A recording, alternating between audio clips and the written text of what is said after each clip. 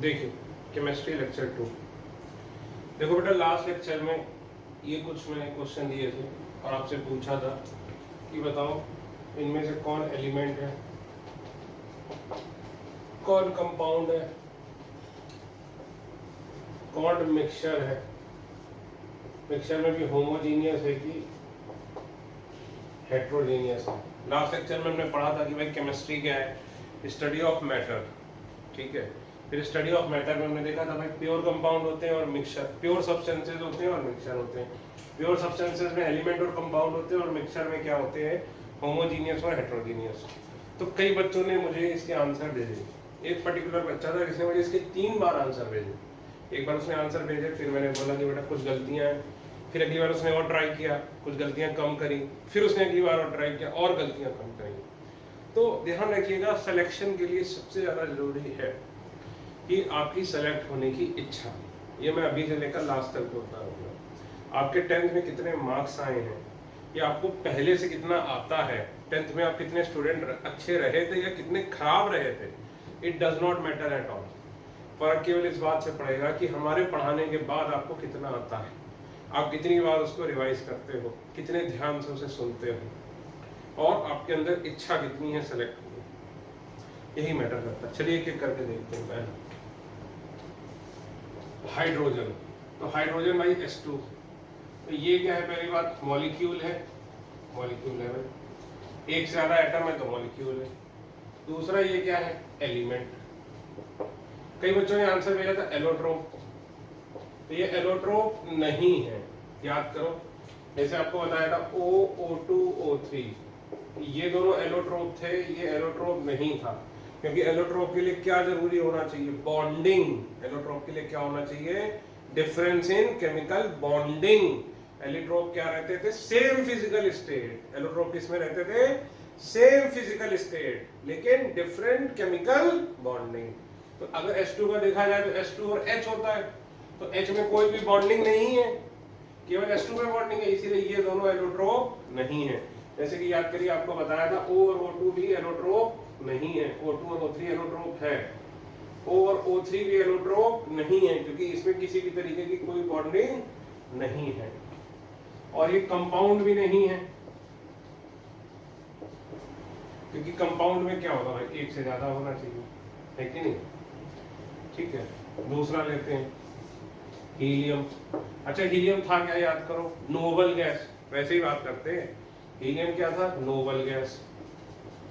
और ये क्या था, याद करो, non reactive, non reactive, non metal. याद करो, आपको बताए थे 17 होते नॉन रिएक्टिव, नॉन मेटल 17 होते, उसमें से 2 होते थे, एक रिएक्टिव एक नॉन रिएक्टिव। तो ये हीलियम वाले सारे हेने, अर्कर, ज़ेरन, ये किसमें आते थे, नॉन रिएक्टिव में। अब बताओ, हीलियम एलिमेंट है, ऑब्वियस सी बात है, एक एलिमेंट है, बस एलिमेंट है और कुछ भी नहीं है कि नहीं। केवल एलिमेंट है, कंपाउंड है नहीं क्योंकि एक से ज्यादा है नहीं, एलोट्रोप है नहीं। फिर तीसरा Fe। Fe बताओ क्या होता है, Fe भी क्या है, सिर्फ और सिर्फ एलिमेंट और कुछ भी नहीं है। और वैसे आपको पता है कि Fe क्या है, एलिमेंट के अंदर क्या है, कैसा एलिमेंट है, ये मेटल है। ठीक है भाई, लिखने की स्पीड थोड़ी रखना।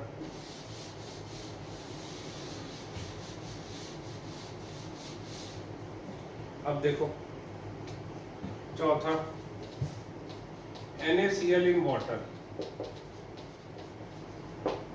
तो याद करो, जब पानी में भाई तुमने क्या डाला, नमक, और उसको क्या करा, डिसॉल्व कर दिया, तो उसके बाद क्या पानी और नमक आपको अलग अलग दिखता है, नहीं दिखता है भाई। पानी में आधा चम्मच नमक भी डालो और मिला दो तो भी क्या बन जाएगा, मिक्सचर। NaCl इन वाटर क्या है, मिक्सचर है। क्यों, तुम इतना सा नमक भी डाल सकते हो, थोड़ा ज्यादा भी डाल सकते हो, इतना भी डाल सकते हो, इतना भी डाल सकते हो। तुम किसी भी प्रोपोर्शन में NaCl को वाटर में मिक्स कर सकते हो।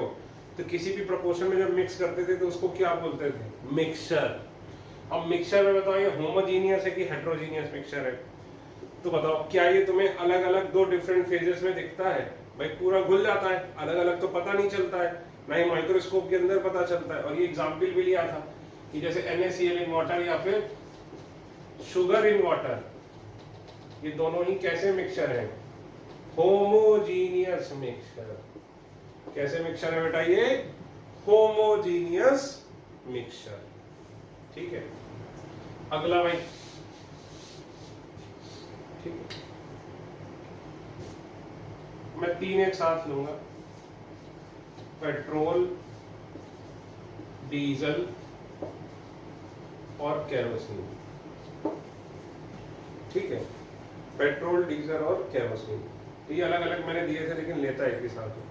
तो अब मुझे बताओ पेट्रोल क्या है?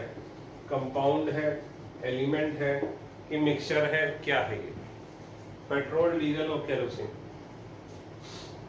नॉर्मली इसमें बच्चे गलत करते हैं। देखिए ये तीनों ही क्या है? Mixture of hydrocarbons.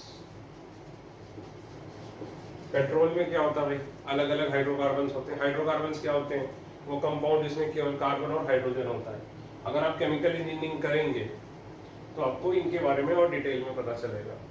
तो पेट्रोल, डीजल और केरोसिन ये तीनों ही क्या होते हैं? Mixture of hydrocarbon. अब एक बात बताइए, पेट्रोल, अब क्वेश्चन ये आता है कि भाई होमोजीनियस मिक्सचर है कि हेट्रोजीनियस मिक्सचर है?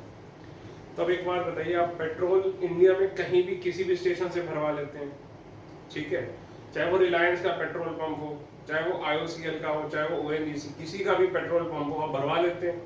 यानी हर जगह पेट्रोल, अगर मतलब ओनर अपनी तरफ से कुछ मिक्सिंग ना करे तो हर जगह पेट्रोल कैसा मिलता है, या डीजल कैसा मिलता है, या केरोसिन कैसा मिलता है? सेम मिलता है। तो इसीलिए कैसा मिक्सचर है बेटा ये? Homogeneous mixture. कैसा मिक्सचर है ये? Homogeneous mixture. लेकिन सर पेट्रोल भी 2 टाइप के आते हैं, मुझे पता नहीं चंदपुर में मिलते हैं, लेकिन एक हाई स्पीड वाला पेट्रोल आता है, वो थोड़ा महंगा मिलता है, और एक नॉर्मल वाला पेट्रोल होता है, एक अल्ट्रा बूस्ट और धोनी जिसका ऐड करता था पहले। तो पेट्रोल भी सर 2 टाइप के आते हैं, एक महंगा वाला पेट्रोल और एक नॉर्मल वाला पेट्रोल। तो सर हम क्या बोलेंगे? तो देखो उन दोनों में क्या है? अलग अलग हाइड्रोकार्बन का मिक्सचर है। जो मान लो अल्ट्रा प्लस पेट्रोल ले लोगे, अल्ट्रा बूस्टर पेट्रोल या जिस भी नाम से आता हो, तो ये भी क्या होगा? Mixture of hydrocarbon. और ये भी क्या होगा? होमोजीनियस। बस फर्क क्या होगा? अल्ट्रा बूस्ट पेट्रोल में और नॉर्मल पेट्रोल में क्या होगा? Difference in composition.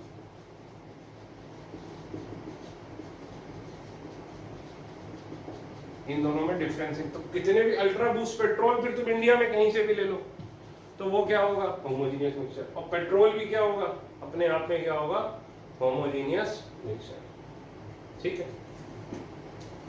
अब देखो मिल्क।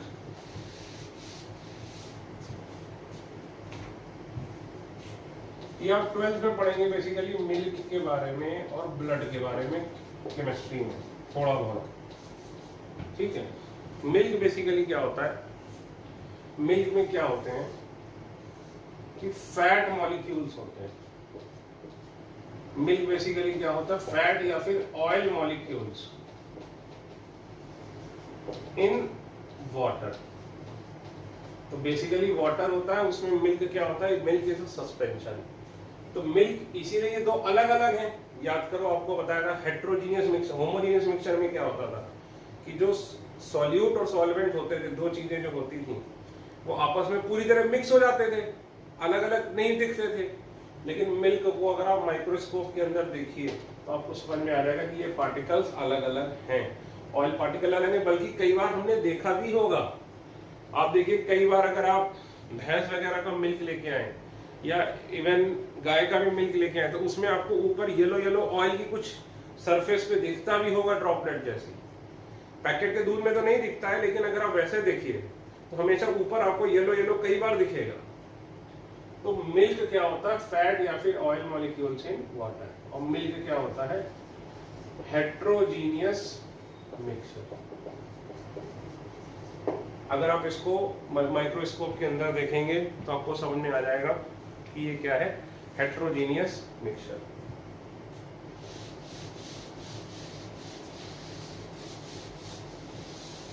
अब देखिए ब्लड। ब्लड क्या है बताओ? ऑब्वियसली इतना तो सबको पता है कि भाई ब्लड में क्या होता है, आरबीसी, डब्ल्यूबीसी, और ये सब किस में होते हैं भाई, जैसे ये प्लाज्मा जैसे लिक्विड होता है, इसको क्या बोलते हैं, प्लाज्मा, उसमें क्या होते हैं, आरबीसी और डब्ल्यूबीसी होते हैं। ये बताओ प्लाज्मा में क्या होते हैं, आरबीसी और डब्ल्यूबीसी। तो खुद बताओ ब्लड क्या होगा, हेट्रोजीनियस मिक्सचर। क्यों? क्योंकि ये देखो ये पार्टिकल्स अलग अलग हैं, ये लिक्विड बिल्कुल अलग है और ये पार्टिकल्स बिल्कुल अलग अलग हैं। और अगर आप चाहें तो लैब में आप इसको और ये प्लाज्मा को, आरबीसी और डब्ल्यूबीसी और प्लाज्मा को बड़ी ही आसानी से अलग कर सकते हैं। आप माइक्रोस्कोप के अंदर देखेंगे आपको अलग अलग दिखाई पड़ेंगे। तो हेट्रोजीनियस मिक्सचर क्या था बेटा, जिसमें आपको माइक्रोस्कोप के अंदर अलग अलग फेजेस में दिख जाए। अगर आप NaCl के सॉल्यूशन को NaCl इन वाटर को माइक्रोस्कोप के अंदर देखेंगे तो आपको अलग अलग नहीं दिखेंगे कि NaCl का मॉलिक्यूल अलग, वाटर का मॉलिक्यूल अलग। तो इसीलिए NaCl इन वाटर क्या होगा, होमोजीनियस मिक्सचर। इसी तरह शुगर इन वाटर देखेंगे तो ऐसा नहीं होगा कि शुगर अलग वाटर अलग, बिल्कुल एक जैसा, आपको पता ही नहीं चलेगा। तो ये क्या है, हेट्रोजीनियस मिक्सचर। ब्लड भी क्या है बेटा, हेट्रोजीनियस मिक्सचर। जैसे इसमें fat oil molecules in water है, उसी तरह इसमें आरबीसी डब्ल्यूबीसी इन प्लाज्मा है। ठीक है, ये हो गया, इतना हो गया। अब हमें क्या करना है, एयर। अब बताओ एयर क्या है।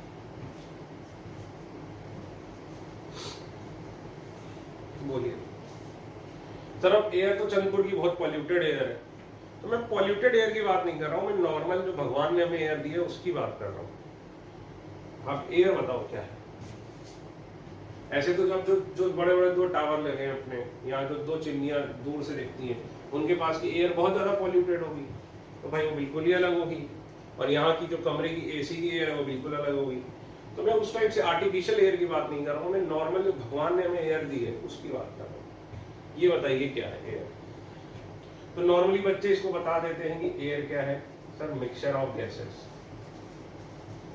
ठीक है, जिसमें अराउंड कुछ 78% के आसपास नाइट्रोजन, 21% के आसपास ऑक्सीजन, फिर 1% में डिफरेंट गैसेस होती हैं, जैसे CO2 हो गया, वाटर वेपर हो गया, बहुत सारी होती हैं एक्सेट्रा। ठीक है, नॉर्मली हम ये मानते हैं नाइट्रोजन और ऑक्सीजन का मिक्सचर ही क्या है, एयर। तो आप खुद बताइए एयर मिक्सचर है, तो एयर मिक्सचर है ये तो सर हमको समझ में आ गया। अब क्वेश्चन ये है कि सर एयर होमोजीनियस मिक्सचर है या एयर हेट्रोजीनियस मिक्सचर है। तो बताओ, सोचो एक बार फिर से सोचो, आपने आंसर दिया, एक बार फिर से अपना आंसर रिव्यू करो और सोचो कि एयर होमोजीनियस मिक्सचर है कि एयर हेट्रोजीनियस मिक्सचर है। देखिए एयर क्या है बेटा, air is homogeneous mixture. Air क्या होती है, होमोजीनियस मिक्सचर, मतलब यहाँ की एयर। सपोज मिक्सचर क्या, होमोजीनियस मिक्सचर क्या होता है, इसका कंपोजिशन हर जगह क्या होता है, सेम। अब अगर यहाँ की मैं एयर लूँ, इस जगह की, पता नहीं ये हिस्सा वीडियो में आ रहा है कि नहीं, यहाँ की एयर लूँ, यहाँ एयर लूँ, यहाँ एयर लूँ, यहाँ एयर लूँ, नीचे अपने पैरों के पास एयर लूँ, यहाँ ऊपर यहाँ से एयर लूँ, यहाँ से एयर लूँ, हर जगह एयर का कंपोजिशन क्या आएगा, सेम आएगा। अगर कोई भी ह्यूमन एक्टिविटी ना होती, चंदपुर में यहाँ प्लांट ना लगे होते, तो यहाँ पर लो या एयर नागपुर में लो या एयर कहीं पर भी लो, तो एयर क्या होगी भाई, बताओ बेटा। एयर क्या होगी, एक उसमें यूनिफॉर्म कंपोजिशन होगा, और एयर क्या होगी, एक होमोजीनियस मिक्सचर। ठीक है, कहीं की भी एयर लोगे तो एयर क्या मिलेगी, एक होमोजीनियस मिक्सचर। क्यों होमोजीनियस मिक्सचर की खास बात क्या थी कि उसकी कंपोजिशन सेम रहती थी थ्रू आउट। तो नॉर्मली क्लास में क्या होता है, यहाँ पे कुछ बच्चे डाउट पूछते हैं। अब सोचिए आपको डाउट क्या हो सकता है। देखिए नॉर्मली बच्चों को ये डाउट आता है कि सर अगर एयर होमोजीनियस मिक्सचर है तो आप हमें ये बताइए कि पहाड़ों पे हमें सांस लेने में दिक्कत क्यों होती है। ये बताइए कि पहाड़ों पे हमें सांस लेने पे दिक्कत क्यों होती है। चलिए ये क्वेश्चन आप खुद सोचिएगा और फिर मुझे बताइए। चलो अच्छा बता ही देता हूँ। क्या होता है कि भाई पहाड़ों पे नॉर्मली एयर क्या होती है, 1 एटमॉस्फेयर का प्रेशर होता है।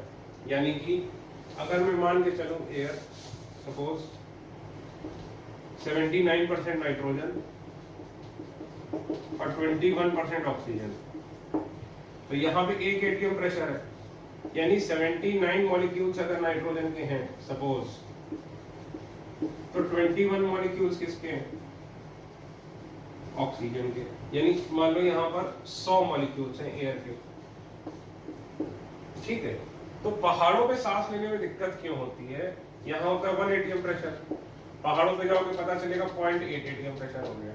तो यहाँ 100 मॉलिक्यूल थे, तो यहाँ कितने मॉलिक्यूल हो गए, 80 मॉलिक्यूल्स। समझिए, पहाड़ों पे मॉलिक्यूल्स ही कम हो जाएंगे, कंपोजिशन चेंज नहीं होगा। क्या चेंज हो जाएगा, नंबर ऑफ मॉलिक्यूल्स। कितने होंगे, 80 ही मॉलिक्यूल्स होंगे। तो अब क्या होगा, नाइट्रोजन यहाँ पर भी कितनी होगी, 79% ऑफ 80 मॉलिक्यूल्स, और ऑक्सीजन कितनी होगी यहाँ पर 21% ऑफ। या ऐसा समझो कि सपोज यहाँ पर कितने मॉलिक्यूल थे भाई, 200 मॉलिक्यूल थे, ठीक है। तो नाइट्रोजन कितनी होगी 79 इंटू 2 मॉलिक्यूल, क्योंकि 79% का मतलब क्या हुआ कि 100 में 79 है, तो 200 में कितने हुए 79 इंटू 2। 21% का मतलब क्या हुआ कि 100 में 21 है, तो 200 में कितने हुए 21 इंटू 2। सपोज करो जब ऊपर गए तो यहाँ पे प्रेशर कम हो गया, सपोज पहाड़ों पे प्रेशर कितना हो गया 0.5 एटीएम। 0.5 एटीएम, तो अब कितने मॉलिक्यूल्स हो गए 100 मॉलिक्यूल्स। तो अभी भी देखो यहाँ पर कितने हैं 79 और O2 कितनी है 21, यानी कि रेशियो वही है। समझिए, दोनों का रेशियो वही है, कंपोजिशन वही है, बस पहाड़ों पे सांस लेने में दिक्कत क्यों होती है, क्योंकि एयर के मॉलिक्यूल्स ही क्या हो जाते हैं, कम हो जाते हैं, उनका कंपोजिशन चेंज नहीं होता। अगर 100 मॉलिक्यूल यहाँ लोगे और 100 मॉलिक्यूल पहाड़ों के ऊपर लोगे, तो यहाँ भी 100 मॉलिक्यूल में 79 नाइट्रोजन है और 21 ऑक्सीजन है। पहाड़ों के भी ऊपर लोगे तो भी क्या होगा, अगर 100 मॉलिक्यूल एयर के लोगे तो 79 नाइट्रोजन है और 21 क्या है, ऑक्सीजन है। समझे बात को, अगर यहाँ लो या पहाड़ों के ऊपर लो, अगर 100 मॉलिक्यूल एयर के लोगे तो हमेशा 79 नाइट्रोजन और 21 ऑक्सीजन, बाकी अगर मैं निगलेक्ट कर दे रहा हूँ। बस पहाड़ों पे सांस लेने में दिक्कत क्यों होती है, क्योंकि पहाड़ों पे क्या होता है कि प्रेशर कम हो जाता है, यानी एयर के नंबर ऑफ मॉलिक्यूल्स ही क्या होते हैं, कम हो जाते हैं। लेकिन ध्यान रखना उसका कंपोजिशन क्या रहेगा बेटा, सेम, उसका कंपोजिशन क्या रहेगा, सेम।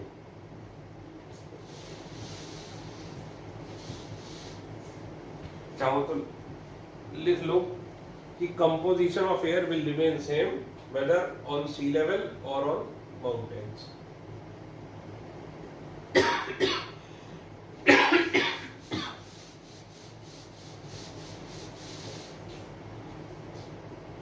अगला कितने हो गए थे 8, 9th डायमंड। अब बताओ डायमंड क्या है, और इवन ग्रेफाइट भी क्या है। आपको पता होगा कि भाई कार्बन के 3 एलोट्रॉप होते हैं, डायमंड, ग्रेफाइट और बकमिंस्टर फुलरीन। तो ये दोनों क्या होते हैं, एलोट्रोप्स ऑफ कार्बन। और कार्बन क्या है, एलिमेंट। तो ये दोनों क्या है, एलोट्रोप है, और आप क्या बोल सकते हो कि ये क्या है, एलिमेंट है। डायमंड और ग्रेफाइट में क्या होता है, बॉन्डिंग के स्ट्रक्चर में डिफरेंस होता है। हो सकता है इन दोनों में डिफरेंस आपने 10th में भी पढ़ा हो, लेकिन इनका डिफरेंस 11th में भी आता है एग्जाम में, IIT में भी आया है और नीट में भी आया है। अब देखिए ये तो बहुत ही आसान था, ऑयल इन वाटर। तो सर ये तो मिक्सचर होगा, बिल्कुल सही बात है बेटा, ऑयल इन वाटर क्या होगा, मिक्सचर होगा। लेकिन अब बताओ सर ऑयल इन वाटर कैसा मिक्सचर है, ये होमोजीनियस मिक्सचर है या फिर ये हेट्रोजीनियस मिक्सचर है। तो खुद बताओ, क्या ऑयल इन वाटर खुद देखो तुम, तो ऊपर ऊपर ऑयल रहता है, नीचे नीचे वाटर रहता है। वाटर में कुछ ही ड्रॉपलेट्स ऑयल की आती हैं और ऑयल में कुछ ही ड्रॉपलेट्स किसकी आती है, वाटर की। तो अब सीधे सीधे देख सकते हो कि 2 अलग अलग हिस्से हो जाते हैं, ऑयल अलग वाटर अलग। तो अगर जो दिख ही रहा है कि 2 अलग अलग हिस्से हैं, तो ये कैसा मिक्सचर है, हेट्रोजीनियस मिक्सचर है, क्योंकि होमोजीनियस मिक्सचर में दोनों आपको दिखते ही नहीं है अलग अलग। तो ये कैसा मिक्सचर है बेटा? Oil in water heterogeneous mixture है। ऑयल इन वाटर क्या है? Heterogeneous mixture. अब अगला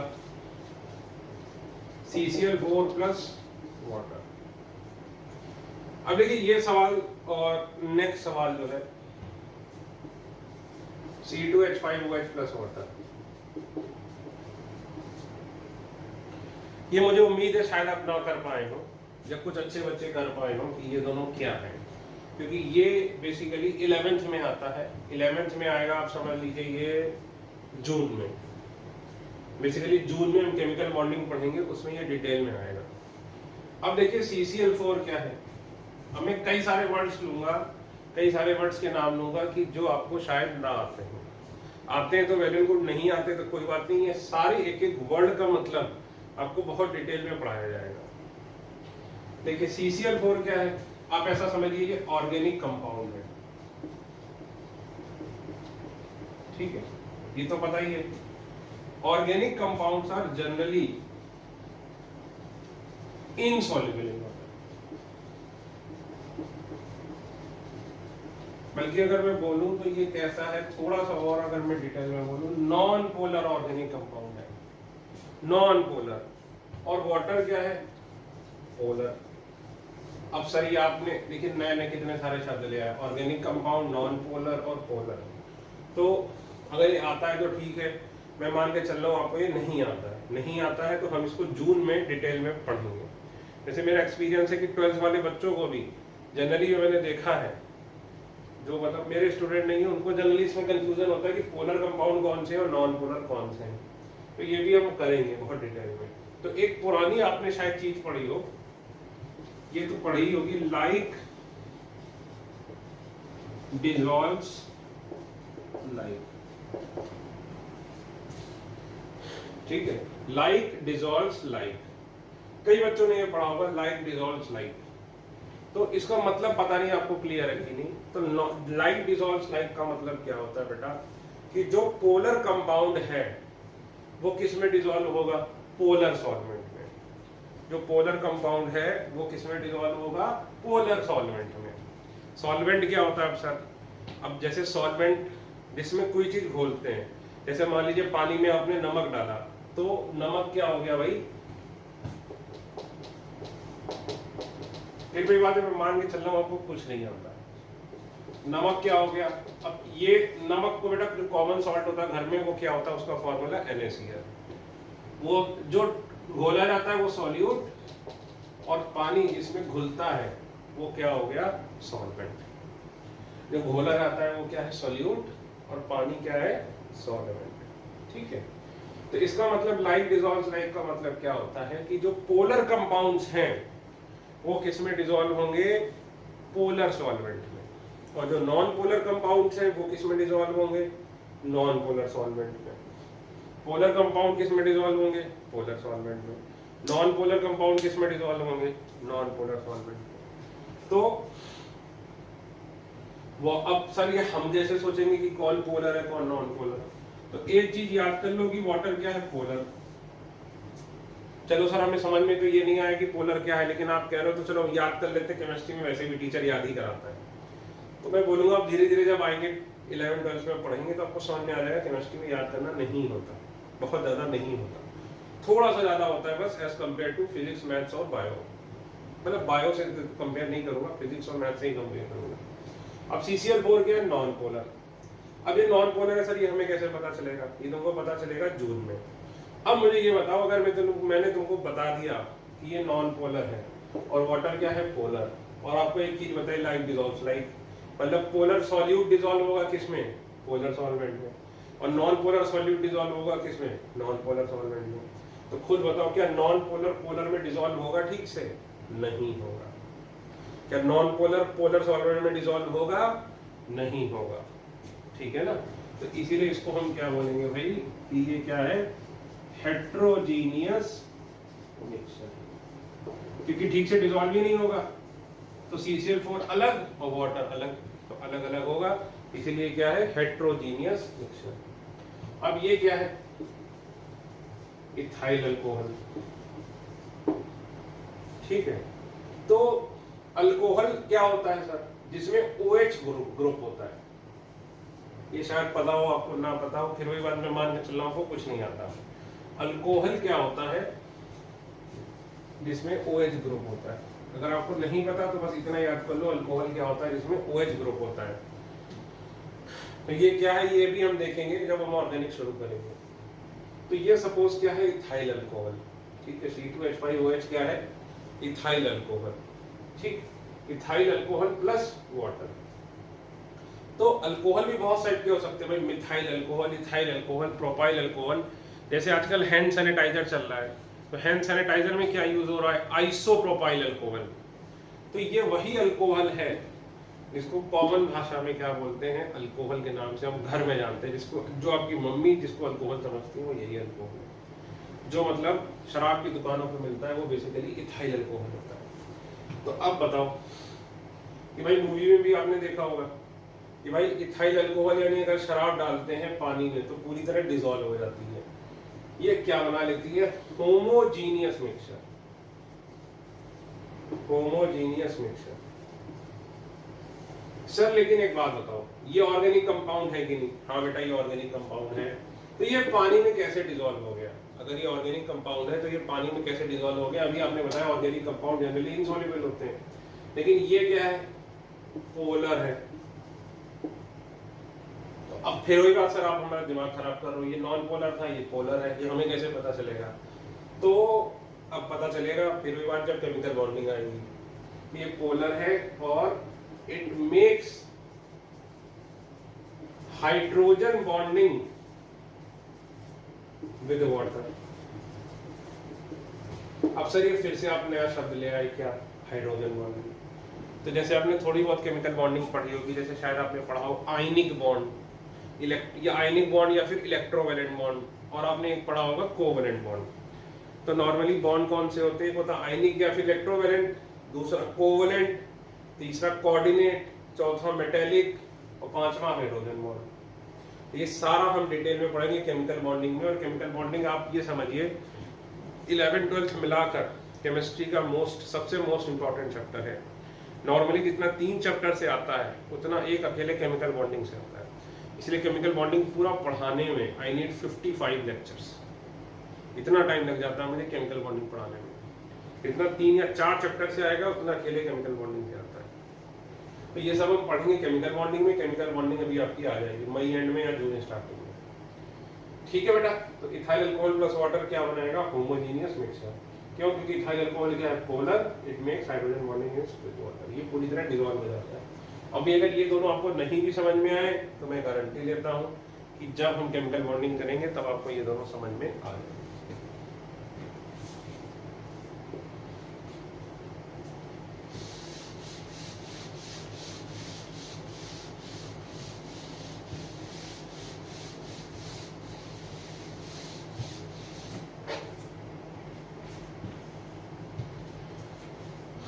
ठीक है, अब देखो भाई स्मोक क्या होता है।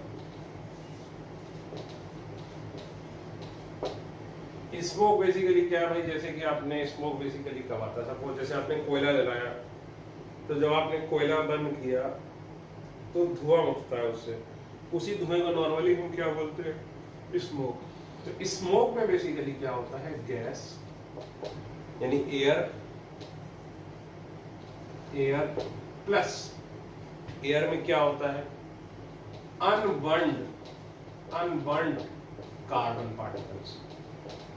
आपको ये तो पता ही होगा कि भाई कोयला बेसिकली कार्बन होता है, प्लस क्या होता है इसमें, फ्लाई ऐश। जो थोड़ी ऐश नहीं होती, कोयला जो जलने के बाद जो ऐश बचती है उसी को समझ लीजिए एयर में डिस्पर्स कर दिया, और अनबर्न्ड कार्बन। तो खुद बताओ कि ये कैसा मिक्सचर होता है, ये हेट्रोजीनियस मिक्सचर है। मिक्सचर है तो समझ में आ ही गया भाई, क्यों?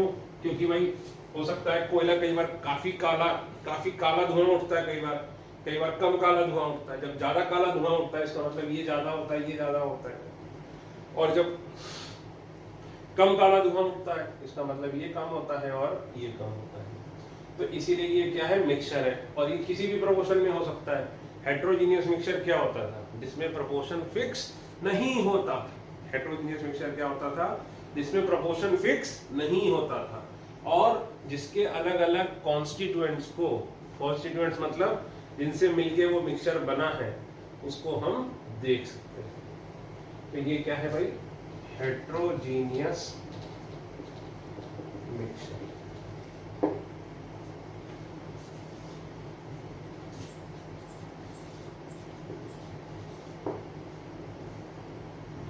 फॉग, जिसको हिंदी में हम कोहरा या धुंध बोलते हैं।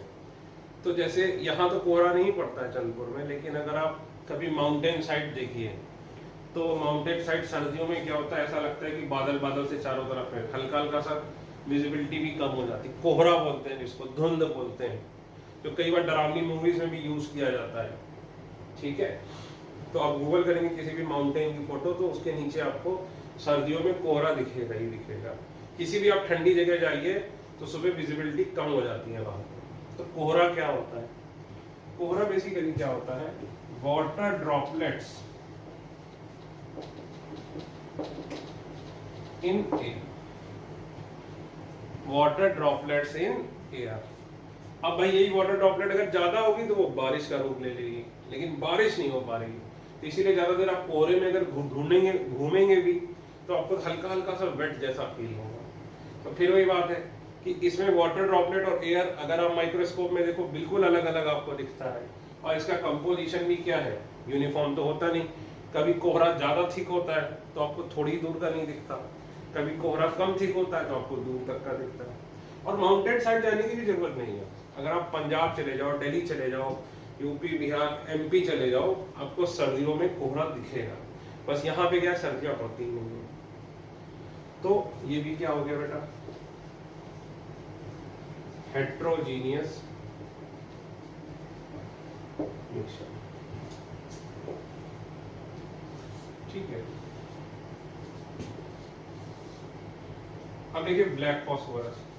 तो फॉस्फोरस के एलोट्रोप्स होते हैं ब्लैक फॉस्फोरस,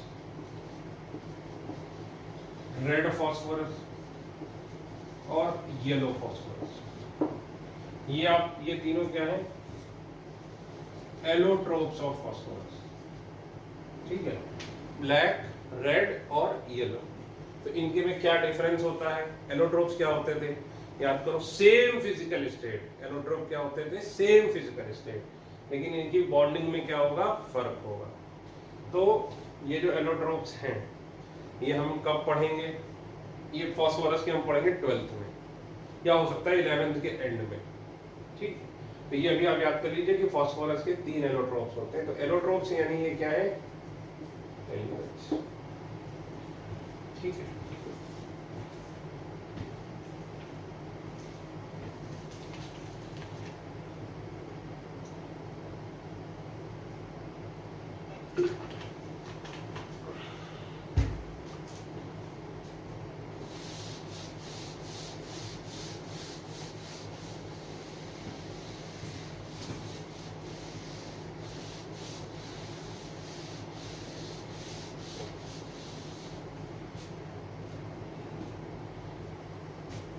अब देखिए एलॉय।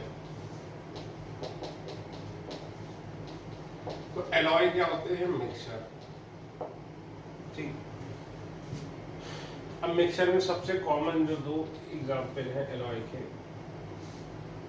वो ले लीजिए, ब्रास और ब्रॉन्ज। ब्रास और ब्रॉन्ज। ब्रास में क्या होता है? Copper plus zinc. ब्रॉन्ज में क्या होता है? Copper plus tin. ये टिन का फॉर्मूला होता है ऐसे। अब याद कैसे रखोगे? अब देखो इसमें Z आ रहा है, थोड़ी सी ट्रिक, यहाँ Z आ रहा है तो यहाँ Z नहीं आ रहा। और ब्रास में, ब्रास और ब्रॉन्ज मिलते जुलते, तो ये तो याद रहता ही है कि इसमें मेन कॉन्स्टिट्यूएंट क्या होता है? कॉपर होता है। जैसे इसमें 66% कॉपर होता है और इसमें 88% कॉपर होता है। ठीक है, अब जिंक किसमें था? ये हो सकता है कंफ्यूज हो जाता है। याद रखो, जिसमें Z है उसमें जिंक नहीं है, जिसमें इधर नहीं है वहां पर इधर Z है। ये 34% और ये 12%। ये परसेंटेज याद रखने की कोई जरूरत नहीं है आपको। ये हो सकता है 9th 10th में पूछा जाता है, लेकिन अब कभी नहीं पूछा जाएगा। तो एलॉय क्या होते हैं? मिक्सचर, ठीक है। इनका कंपोजिशन नॉर्मली फिक्स्ड होता है, ठीक है। तो generally alloys are homogeneous mixture, देखो generally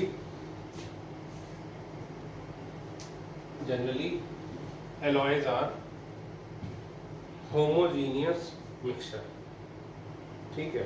but exceptions are there, कुछ एलॉयज ऐसे होते हैं जो हेट्रोजीनियस मिक्सचर भी होते हैं, कुछ एलॉयज ऐसे होते हैं जो हेट्रोजीनियस मिक्सचर भी होते हैं, ठीक है।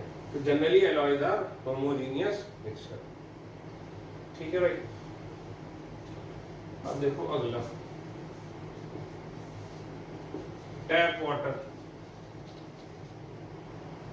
और एक्वाफीना। अब मुझे लगता है ये थोड़ा एग्जाम्पल गलत हो गया, क्योंकि शायद आपको एक्वाफीना क्या है पता ही नहीं है। भाई जैसे बिस्लेरी आता है वैसे ही एक्वाफीना आता है।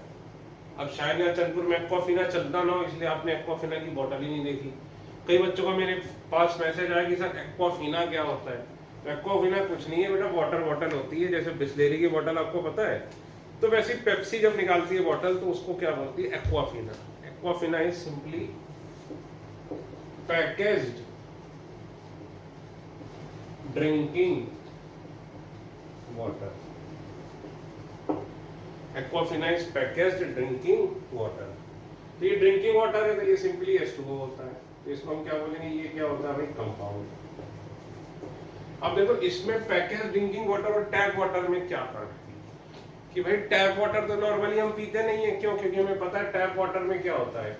वाटर प्लस इम्प्योरिटीज, है कि नहीं? टैप वाटर में नॉर्मली क्या होता है? वाटर होता है प्लस क्या होती है साथ में? कुछ ना कुछ इम्प्योरिटीज होती है। तो ये जो इम्प्योरिटीज हैं वो भाई जरूरी तो नहीं कि जो चंदपुर में इम्प्योरिटीज आ रही हैं वही इम्प्योरिटीज नागपुर में भी आ रही हैं। इम्प्योरिटीज बदल सकती हैं, जगह जगह जाओगे, जगह जगह इम्प्योरिटीज क्या होंगी? बदलती रहेंगी, बदलती रहेंगी, बदलती रहेंगी, और उसका भी कोई कंपोजिशन फिक्स नहीं होगा। यानी टैप वाटर क्या है? Heterogeneous. Tap water is basically what? Tap water is heterogeneous mixture, ठीक। केरोसिन कर ही चुके हैं, O3 देख लो।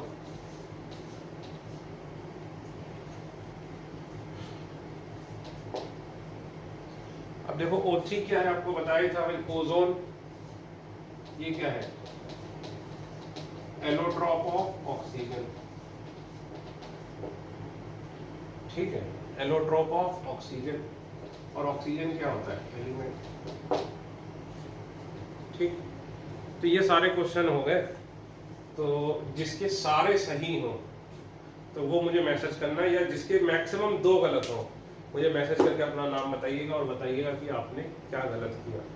या फिर अगर आपको कुछ ना समझ में आया हो तो भी आप मुझे पर्सनली मैसेज कर सकते हैं। अगर मैं आपकी मैसेज पे डाउट नहीं क्लियर कर पाया तो मैं खुद आपको कॉल करूंगा और आपको डाउट क्लियर करूंगा, ठीक है। तो अब देखिए, ये तो पिछले लेक्चर के आंसर थे। नॉर्मली आपको शीट्स मिलेंगी, ये तो एकदम एलिमेंट्री लेक्चर था इसलिए इसकी कोई शीट नहीं थी। पहला चैप्टर में शुरू करूंगा एटॉमिक स्ट्रक्चर, तो उसमें लगभग आपको 500 क्वेश्चन की एक शीट दी जाएगी, 2 शीट दी जाएंगी, 3 शीट दी जाएंगी बेसिकली। तो उसमें हम धीरे धीरे एक एक लेक्चर पढ़ते रहेंगे और रोज 30-35 क्वेश्चन करते रहेंगे। तो लगभग 15 लेक्चर में हमारा एटॉमिक स्ट्रक्चर होगा और 15 लेक्चर में 450 से 500 क्वेश्चन भी हो जाएंगे। तो अब देखिए हमने पढ़ क्या लिया।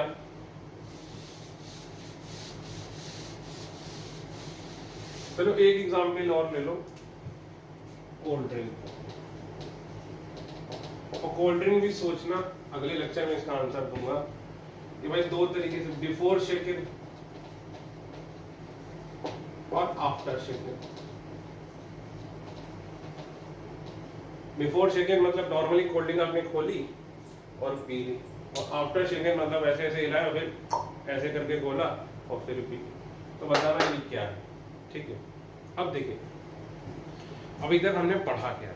अभी तक हमने पढ़ा कि भाई केमिस्ट्री क्या होती है, स्टडी ऑफ मैटर।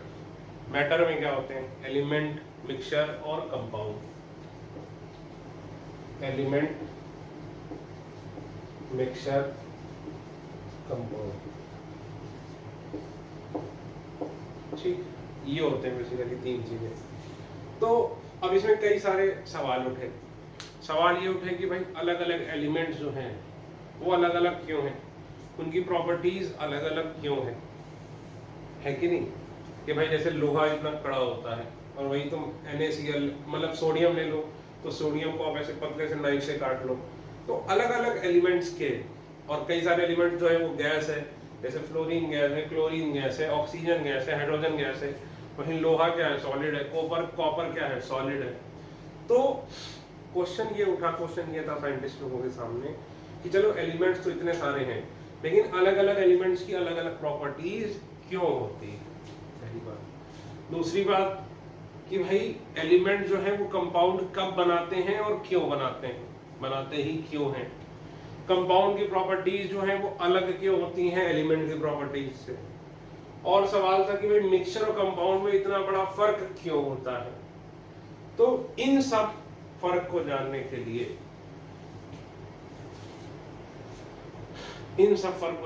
लिए, हमें पढ़ना पड़ेगा नेक्स्ट चैप्टर, मतलब फर्स्ट चैप्टर, नेक्स्ट क्या? एटॉमिक स्ट्रक्चर, जो कि मैं नए वीडियो से शुरू कर रहा हूँ। लेक्चर यही है, बस मैं वीडियो पॉज करूंगा और फिर दोबारा रीस्टार्ट कर दूंगा। तो आपके में देखिए आज आपको 2 वीडियो के लिंक आए हैं, ठीक है। Thank you.